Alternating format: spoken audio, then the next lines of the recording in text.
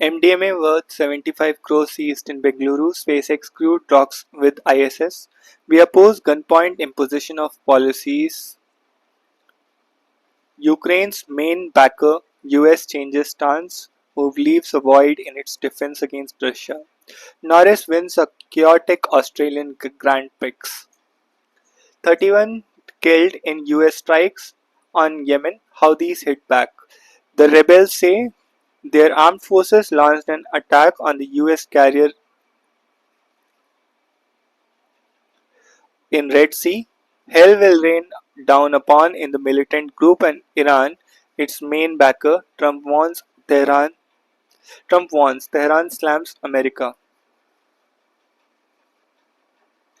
The US first US strikes against Yemen's Houthis since Donald Trump took office killed 31 people on Saturday evening. The rebels said, with the United States president warning hell will rain down upon the Iran-backed group if it did not stop attacking shipping. The Houthis said they launched an attack on a US carrier in the Red Sea on Sunday, hours after the deadly strikes. Iran's Minister for Foreign Affairs Abbas Araghchi condemned the deaths and said Washington had no authority to dictate Tehran's foreign policy. The Houthis, who have attacked Israel and Red Sea shipping throughout the Gaza war, said children were among those killed. Attacks on Sana'a, as well as on areas in Sada al-Baida and Rada, killed at least 31 people and wounded 101, most of whom were children and women. The Houthis had said earlier that the strikes will not pass without response. In response to this, a US aggression, the armed forces conducted a military operation targeting the US aircraft carrier Harry Truman, accompanying warships. Mr. Trump, in a post on social media, vowed to use overwhelming lethal force to end the Houthi attacks, which the rebels say are in solidarity with the Palestinians amid the Gaza war. Mr. Trump also issued a stern warning to the group's main backer to Iran's support for the Houthi terrorists must end immediately. He said funding it would be adding it would be held fully accountable for any continued threats. Every notable attempt for peace with Pakistan met with hostility betrayal, Prime Minister, noting that all of India's attempts to foster peace with Pakistan have been met with hostility and betrayal. Prime Minister Narendra Modi has expressed hope that wisdom will prevail on the leadership in Islamabad to improve bilateral relations.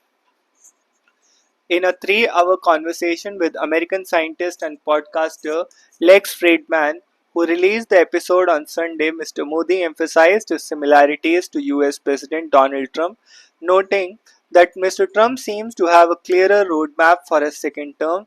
With regard to China, he cited the return to normalcy on the border as evidence of the power of dialogue over discord and called for neighbors to cooperate in the interest of global stability and prosperity. Recalling his own swearing-in ceremony in 2014, Mr. Modi said he had specially invited his Pakistan counterpart Nawaz Sharif with the hope that two countries could turn over a new leaf. This sent a clear message to the world about India's commitment to peace and harmony. But we didn't get the desired outcome, yet every notable attempt at fostering peace was met with hostility and betrayal. We sincerely hope that wisdom prevails upon them and they choose the path of peace. Despite past tensions with China, Mr. Modi said he favors dialogue over discord. Differences are natural when two neighboring countries exist. Occasional disagreements are bound to happen. But our effort is to ensure that these differences don't turn into disputes.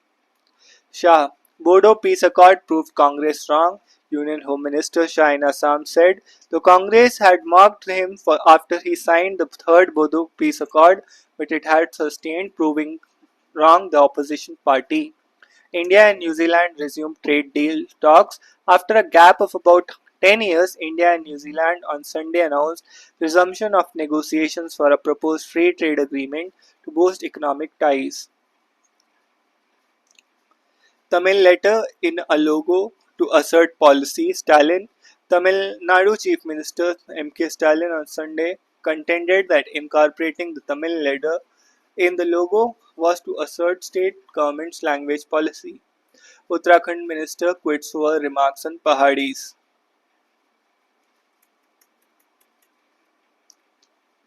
Number of madrasas in Azamgarh found to be non-existent, 219. Death toll in North Macedonia.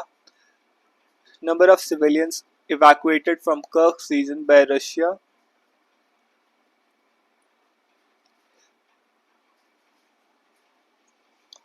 Death toll from tornadoes. Number of patients rescued in a fire in a Gwalior hospital.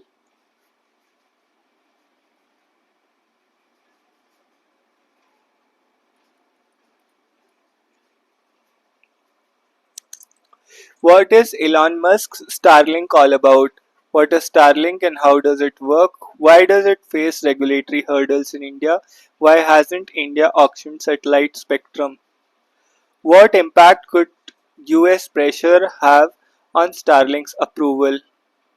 What government approvals does Starlink need?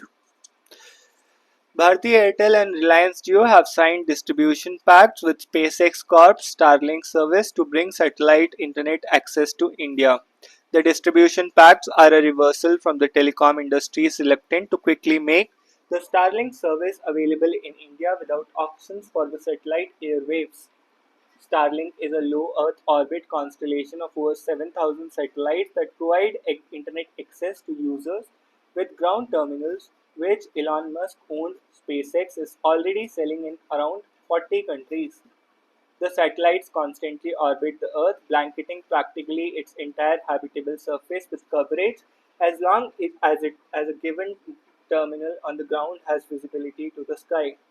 The service offers speeds of around 100 megabytes per second, comparable with many home brand broadband connections. Starlink is low Earth orbit constellation of over 7,000 satellites that provide internet access to users with ground terminals. Starlink is a low Earth orbit constellation of around 7,000 satellites. Starlink is a low Earth orbit constellation of around 7,000 satellites that provides internet access to users with ground terminals, which as Elon Musk owns SpaceX is already selling in around 40 countries. The satellites constantly orbit the Earth, blanketing practically its entire habitable surface with coverage as long as a given terminal on the ground has visibility to the sky. The service offers speeds of around 100 megabytes per second, comparable with many home broadband connections. However, the latency or the time it takes for the given data packet to travel between the user and terrestrial internet is higher than wired broadband connections in offices and homes. Satellites work in conjunction with ground stations on Earth, which are physically connected to the internet like or any other network and beam up connections wirelessly to satellites above them at any given points. In India, Starlink may not be that useful in cities and towns with good 5G connectivity, as local speeds and reliabilities far exceed what satellite link offers. However, in rural and remote areas where terrestrial networks have not penetrated deeply, Starlink can offer decent connectivity. There are two costs associated with Starlink. User terminal is essentially a router required to access the satellite network and a monthly access fee to stay connected. At present, a residential kit in parts of the US costs $149, while the portable roaming kit $349. Import duty, GST, social welfare surcharges 30%. With the introductory pricing, equipment may cost around $17,000 and $40,000, not including shipping costs from the US where it is developed and manufactured. Besides this, unlimited residential and roaming plans range from $120 to $165 in the US. It is not a given that this price will be any lower in India, as the cost to provide Starlink service is by nature of the technology the same everywhere on Earth. Notably, in Bhutan, where Starlink launched, it is priced at 4,200 to 4,400, which may be indication of the Indian price as well. The Bhutanese currency is pegged to rupee at parity. Higher priced plan for users on the move called Mobile Priority is available at 21,000.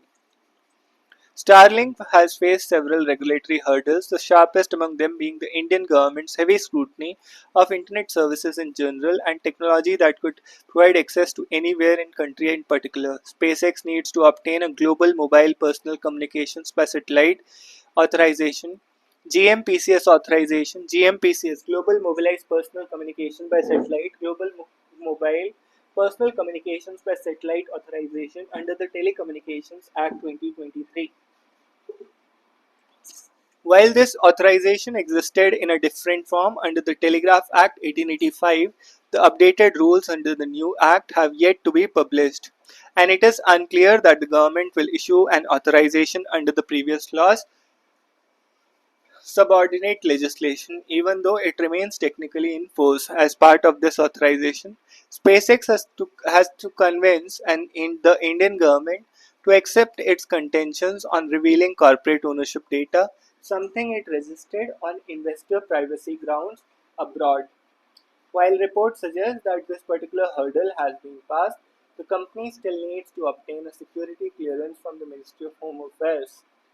It remains clear if such a clearance has been obtained. It is also uncertain whether the company's ground stations in India, where the Telecom Act requires tapping equipment installed on site to give law enforcement authorities access to the network. Finally, Starlink also needs to be allotted wireless spectrum through which it can offer its services. The government has indicated that, like other countries, it will not auction this spectrum as these are narrow beams that can be shared with other providers. Unlike the signals that emitted by telecom towers on the ground, telecos have been tying up with Starlink this year, demanded that this spectrum be auctioned, something that would be a global first. Reliance Jio has commissioned legal opinions that state that auction is the only way to allot satellite spectrum. Due to Supreme Court's 2012 judgment in the 2G scam, where top court held that all scarce natural resources must be allotted by auctions. It is unclear if these hurdles will be cleared on time. However, Mr. Musk's ascendancy in the US with a government, along with trade pressure from President Donald Trump, has boosted speculation that government may facilitate Starlink's entry in short order. Aside from Airtel and Jio's commercial distribution agreements, there have not been any official announcements on the forward movement from a regulatory point of view.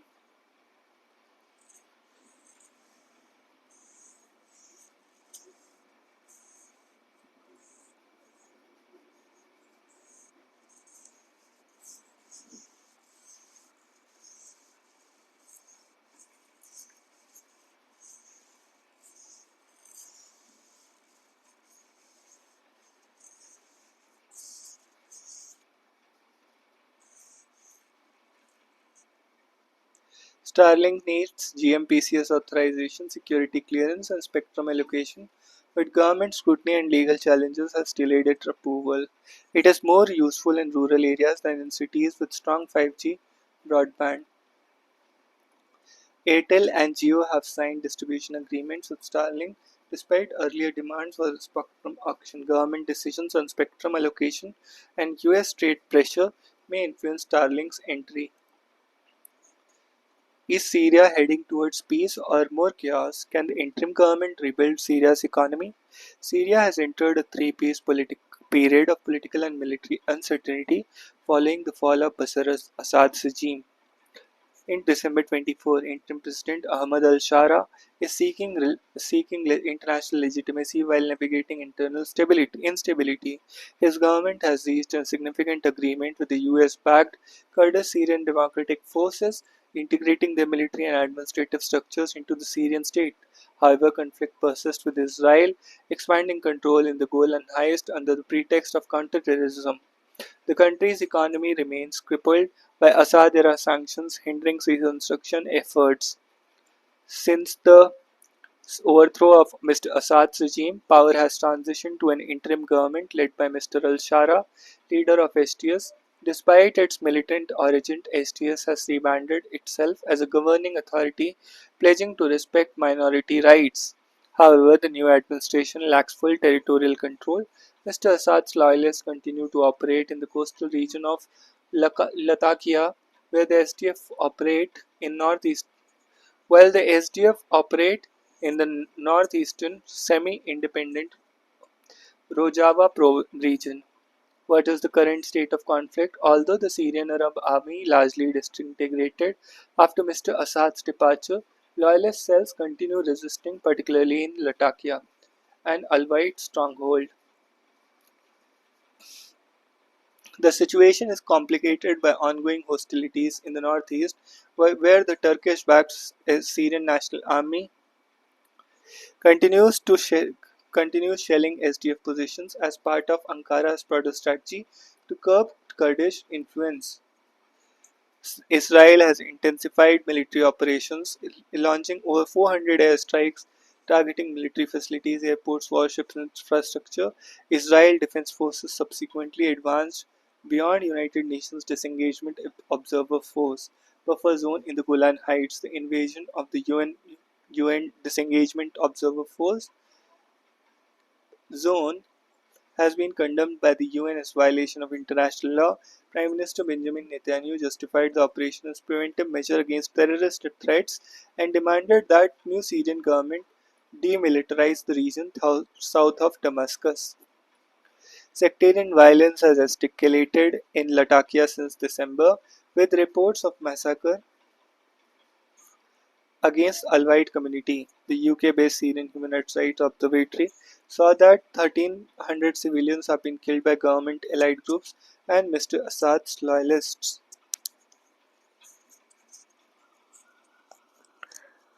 International community has raised concerns over potential revenge killings given SD's historically Sunni Islamist ideology.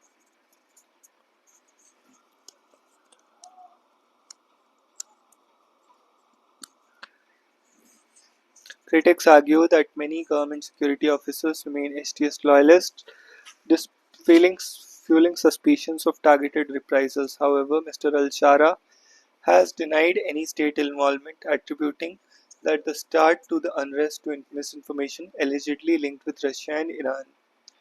Syria remains one of the poorest states in the world, with 90% of the population living under poverty line, combined with the factor of thousands on thousands of combatants whose previous political military structures have disintegrated, wandering around the country without employment or security. The region remains ripe for new waves of violence. These issues could be elevated if Assad-era international sanctions on Syria's economy were lifted. Nevertheless, they remain in place. As foreign readers remain cautious of the new government, Mr. Al-Shara has called for reconsideration of sanction regime, with first steps being taken by the US and Canada. Ultimately, Syria's future hinges on drafting and enforcement of a new constitution that guarantees minority rights and national sovereignty. Whether the interim government can consolidate power, gain international recognition, rebuild the economy, and prevent further fragmentation remains uncertain, but the coming months will be critical in determining Syria's path forward. After Assad's fall in December 24, interim leader Ahmad al-Shara struggles to consolidate control with loyalist resistance, Kurdish integration, and ongoing regional conflicts. Fighting continues in areas like Latakia, while Israeli military actions and Turkish-based offensives add to instability. Meanwhile, international sanctions and economic collapse hinder Syria's reconstruction efforts.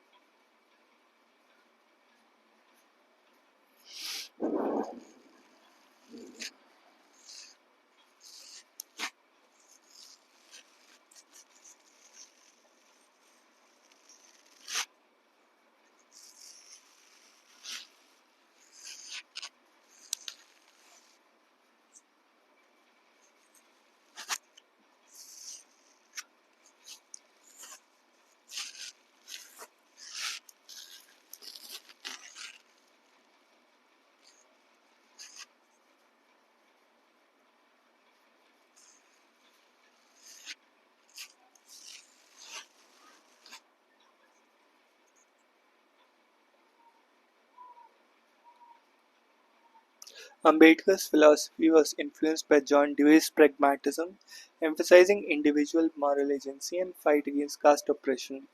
Through reflexive morality, reconstructive rhetoric, Navanya, Navayan Buddhism, he redefined social justice using strategic discourse and pragmatic thought.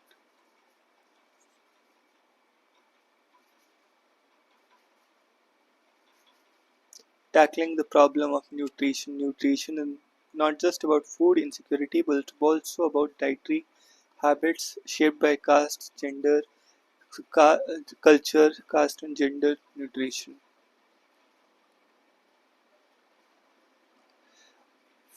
36% are stunted,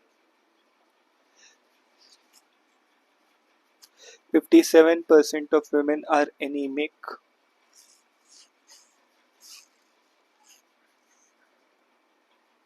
Portion 2.2 and Saksham Anganwadi offer more of the same solutions: take home ration, supplementary foods, take home ration, supplementary food, take home ration, supplementary food, tracking of severe and acute malnutrition cases, iron and folic acid tablets.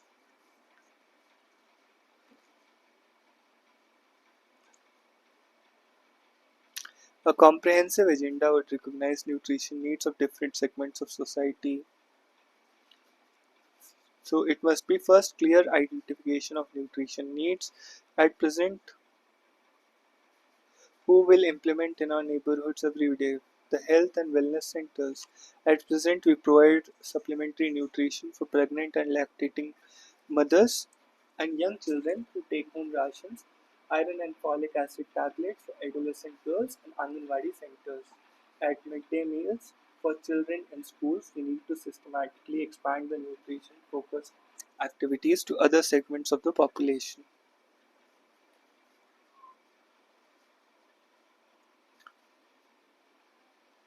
Engaging with local elites and linking nutrition practices with local cuisines.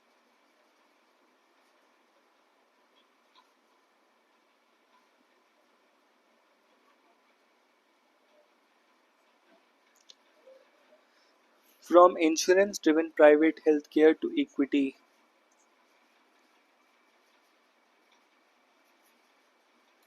The nation should thank the former Chief Election Commissioner T.N. Session for having introduced the voter ID card, among other reforms. That this card has greatly arrested the rigging of ballot papers is something we must thank him for. However, linking the voter ID card with Aadhaar will be colossal waste of time when each identification document is designed for a specific purpose.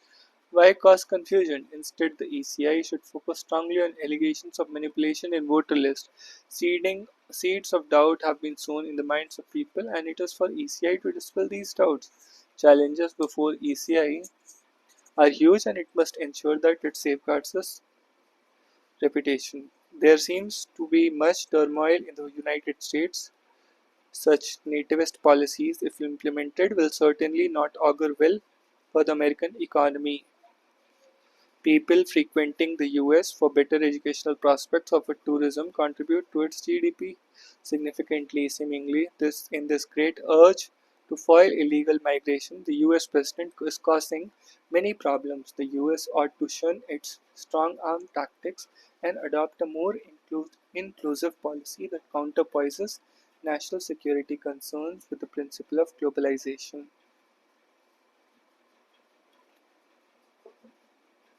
Terror on the train: Pakistan must solve Balochistan's problems and not blame outsiders. The attack on the Zafar Express in the mountainous region of Balochistan is one of the most daring attacks by the Baloch Liberation Army. In recent times, the Baloch Liberation Army's move demanding the release of Baloch militants from jails was met with a swift military action from Pakistan.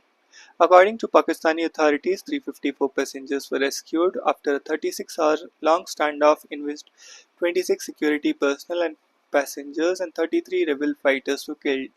Pakistan has accused its eastern neighbor India and Afghan handlers of helping such of the Baloch separatists, but beneath such allegations lie Pakistan's growing internal security vulnerabilities. The BLA, now the most powerful separatist group from the rest of Balochistan province, has been carrying out a host of attacks. In November 24, it claimed suicide bombing at a train station in Quetta, a provincial capital, that killed at least 2 dozen people. It also targeted Chinese workers in repeated attacks in the province, and with each attack, the Pakistani military has responded with heavy force. But it seems clueless on how to deter the attacks and bring stability in the region.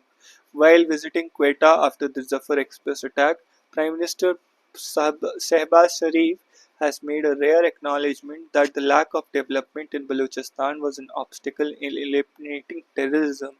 Baloch separatists have long argued that the Pakistani state dominated by Punjabis and Sindhis, have historically ignored the Balochs. The Baloch Liberation Army and Baloch nationalist groups accused the federal government of plundering Balochistan's resources and blaming security agencies for forced disappearances. Pakistan's reliance on military campaigns in Balochistan has only reinforced the narrative of the separatists of the province being treated differently by Islamabad Rawalpindi. Pakistan has blamed India and the Islamic Republic of Afghanistan before the 2021 Taliban takeover for helping the Baloch rebels. It also welcomed the return of the Taliban to Kabul as a moment of Afghanistan breaking the shackles of slavery. But it was the bonhomie that did not last. Today, Pakistan says Baloch separatists and Tehreek-e-Taliban Pakistan (TTP), Tehreek-e-Taliban Pakistan are operating from safe havens in Taliban-run Afghanistan. Together, TTP and Baloch rebels pose grave security challenge.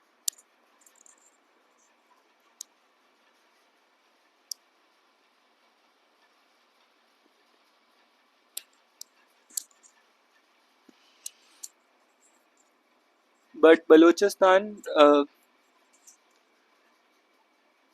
Pakistan at a time when it is battling economic uncertainty and political instability, but Balochistan is a clear example that a military response alone does not bring peace and stability. If Pakistan wants to calm its restive regions, it should address the political and economic problems that fuel instability and insurgency. ICC is dependent on political interest to pursue its work. The arrest of former president and Philippines Rodrigo Duterte, on a warrant issued by the International Criminal Court, marks a rare success in the ICC's attempts to make senior political figures, especially those who held or still hold public office, accountable for their crimes. However, it has to be acknowledged that only a set of favorable circumstances led to Mr. Duarte's arrest and his being flown to The Hague. The warrant was executed by the government headed by the President Ferdinand Marcos Jr., and the decision may have been fallout of his differences with Vice President Sara Duarte, Mr. Duarte's daughter, who is embroiled in impeachment proceedings. ICC warrants invariably remain unexecuted. Mr. Duarte has been accused of the crime against humanity of murder. The reference is to the reference uh, is to his war on drugs, a campaign of the state-backed killing when he was mayor of Davao City and later president. The ICC is investigating the situation between 2011 and 2019 as he formally pulled out of his country out of ICC membership. The ICC was created by Rome Statute in response to a need to have a permanent court. The arrest of the former president of the Philippines, Rodrigo Duterte, on a warrant issued by the ICC marks a rare success in the ICC's attempts to make senior political figures, especially those who have held or still hold public office, accountable for their crimes. However, it has to be acknowledged that only a set of favorable circumstances led to Mr. Duterte, Duterte, Duterte's Duarte's arrest Duterte's arrest as being flown to the and his being flown to the Hague. The warrant was executed by the government headed by President Ferdinand Marcos Jr., and decision may have been fallout of his differences with Vice President Sara Duterte, Mr. Duterte's daughter, who is embroiled in impeachment proceedings. ICC warrants invariably remain unexecuted unless national governments cooperate with the ICC, a feature that often delays and stymies most ICC prosecutions. Mr. Duterte has been accused of the crime against humanity of murder.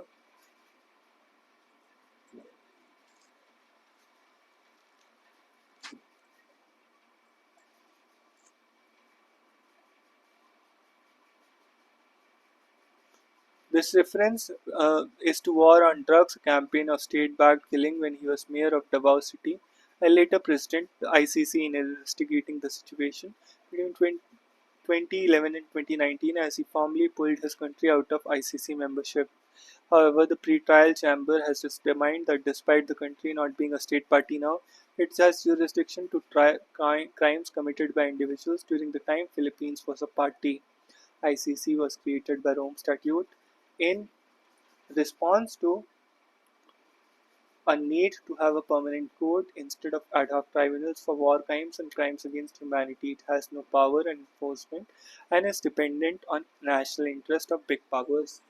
It has often been accused of focusing on Africa, moving mainly against warlords and leaders in conflict zones.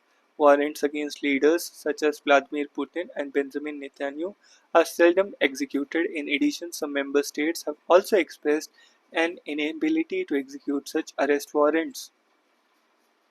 Added to this, open hostility of the United States that frequently threaten the ICC with punitive measures if it moves against nationals or allies. Fortunately, the ICC still exists as an international judicial institution mainly because it tries only individuals and not states. It also rendered some significant verdicts on its own jurisdiction, the most important being the ruling in respect of Palestine that it can order investigations into the crimes committed by nationals of both state parties and non-state parties on the territory of a state party. Thus, a mere refusal by a country to ratify the Rome Statute and not being a party to it may not be relevant to any decision by the ICC to investigate and prosecute. ICC warrants against leaders such as Putin and Netanyahu are seldom executed. In addition, some member states have also expressed inability to execute arrest warrants when those individuals visit their countries, while some leaders avoid visiting countries of state parties. Added to this is open hostility of the United States that frequently threatens the ICC with punitive measures if it moves against nationals or allies. Fortunately, ICC still exists as an international judicial institution mainly because it tries only individuals and not states. It has also rendered some significant verdicts on its own jurisdiction, the most important being ruling in respect of Palestine that it can order investigations into crimes committed by nationals of both state parties and non-state parties on the territory of a state party. Thus, a mere refusal to ratify Rome Statute or not being a party to it may not be relevant to any decision by ICC to investigate and prosecute any individual. From insurance driven private healthcare to equity,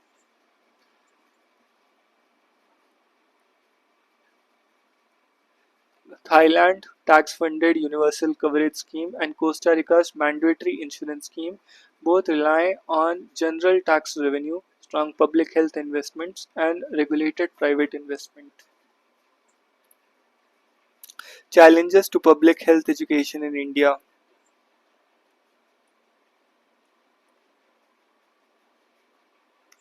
Foremost challenge is the mismatch between supply and demand, with limited and shrinking job opportunities for graduates today. Entry-level positions in public health, such as research and program assistants, attract very high number of applications, with significant proportion of candidates being eligible. Changing landscape of healthcare marked by growing dominance of the private sector further restricts employment opportunities. Private sector prioritizes hospitals and business management professionals who are public health specialists. Beyond job scarcity, there are concerns about quality of MPH education.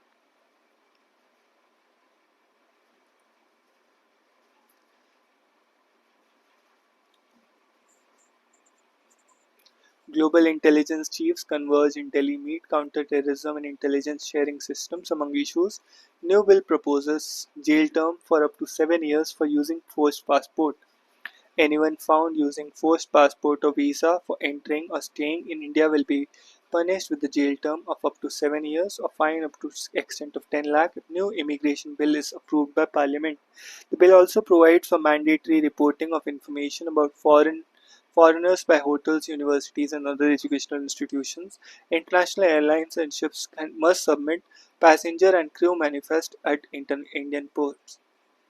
The bill states that using forged documents for entering, exiting, and staying in India can lead to imprisonment of 2 years to 7 years. The Immigration and Foreigners Bill 2025 is comprehensive legislation to regulate all matters relevant to foreigners and immigration. Matters relating to foreigners and immigration are presently administered through four acts: Passport Entry into India Act 1920, Registration of Foreigners Act 1939, Foreigners Act 1946, and Immigration Carriers Liability Act 2000. All these laws are now proposed to be repealed. This legislation is in line with the government's policy of simplification of laws, ease of doing business, minimizing compliance burden, seeks to balance the requirements of national security and related issues of immigration of foreigners with the need to promote economic growth and tourism. According to existing laws, all foreigners on long term, more than 180 days, are required to register with the Foreign Registration Officer of a Foreign Regional Registration Officer. Wanted LET terrorist Abul Qatar killed, false narrative created over Gujarat riots, courts found us innocent. Center approved Chandrayaan-5 mission ISRO. The center recently accorded approval for the ambitious Chandrayaan-5 mission to study the moon at an event to facilitate him. Over the chairman of the Bengaluru-headed ISRO, Mr. Narayanan said, unlike the Chandrayaan-3 mission which carried 25 kg Pragyan, the Chandrayaan-5 will 250 kg rover to study the moon's surface. The Chandrayaan-4, expected to be launched in 27, aims to bring samples collected from the moon. Muslim community needs to focus more on educational advancement, says Gadkari. Whitewashing of Shahi Jama Masjid in Sambal underway.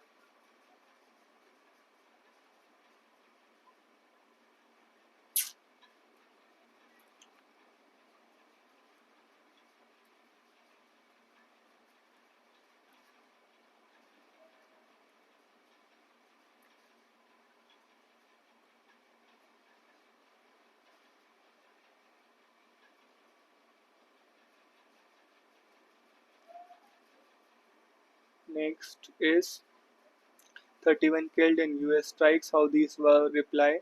Every attempt for peace met with hostility, Prime Minister. Tamil letter in logo to assert language policy. Opposition to press for House debate on delimitation APIs epics. No language should be imposed on Tamil Nadu till the state is ready for it. In a 2014 judgment, Supreme Court has favored linguistic secularism. The court in UP Hindi Sahit Sammelan versus State of UP has observed that mode of development and evolution of both law and language was in the country was organic. Indian language laws, had the court said, was not rigid but accommodative. The object being to cure linguistic secularism.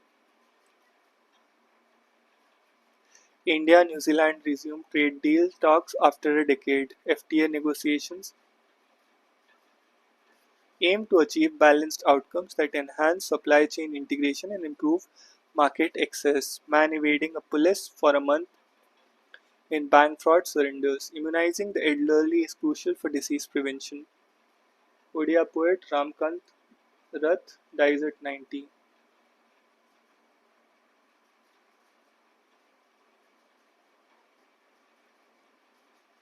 US flies alleging gang members to El Salvador despite court objection. Bangladesh court grants death to students for lynching varsity mate. Brazil's Bolsonaro blast election ban on as denial of democracy. Nepal PM tells pro-monarchist democracy has no reverse gear.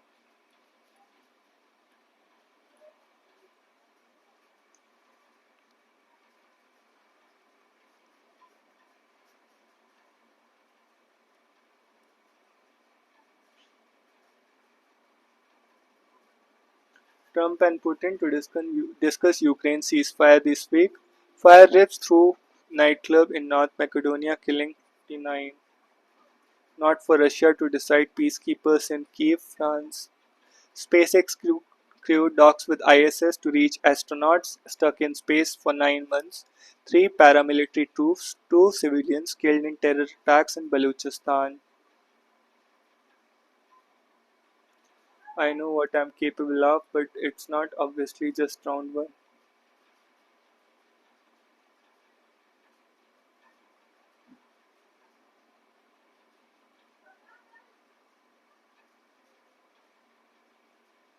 Air pollution will lower India's solar generation capacity study. Solar cells perform best in the bright light. They also need lower ambient temperature and airflow over them for cooling. Any imbalance will lower solar cell performance. India has 300 sunny days a year, but their quality is declining due to air pollution. Solar radiation at the Earth's surface is not stable over time but undergoes significant long term variations. Air quality variations depend on clouds, aerosols, particulate matter, water vapor, and radioactively active gas molecules such as ozone.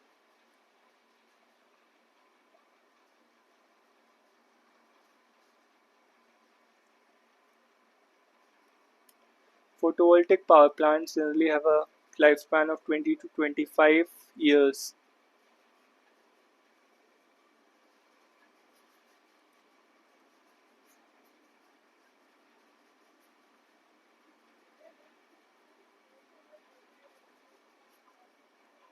CM launches campaign against congestion dust on city roads. Rekha Gupta asks officials to identify causes of traffic jams at key stretches. Jewar Airport has potential commuter split over safety issues, reduced travel time. Bodo peace accord proved wrong. Congress wrong Shah in Assam.